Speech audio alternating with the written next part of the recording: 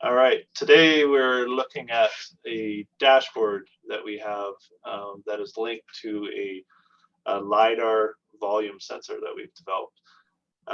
So from distances up to 18 meters away, we can in real time monitor the volume of bulk material running over a conveyor system. The entire system is tracked, showing volumes relative to targets, and it's also tracking conveyor speed to help you identify what issues you might be having if you're having low material flow or downtimes.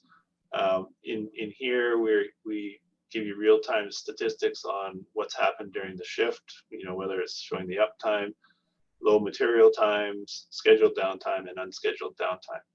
Further, giving you the ability to drill down into all those events for the duration and exactly what time they happened and at what rate it was running at when they did happen.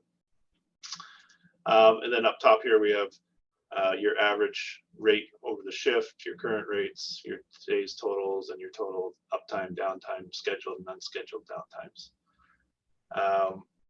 Down below, we have the ability to search back and look at what's happened in previous shifts, previous days, whatever you want to do there, as well as change these threshold values if for whatever reason you want to change them.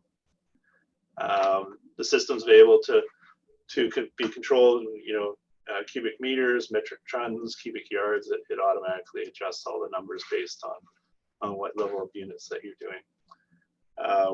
When any volume runs below these thresholds, we can then actually automatically notify whatever manager needs to know with a root cause of potentially what the issue is. Whether the conveyor is down or it's a loader that's not there when it's supposed to be loading material, or even a jam up in a conveyor. So I hope you enjoy this, and this is the first part in a series of many.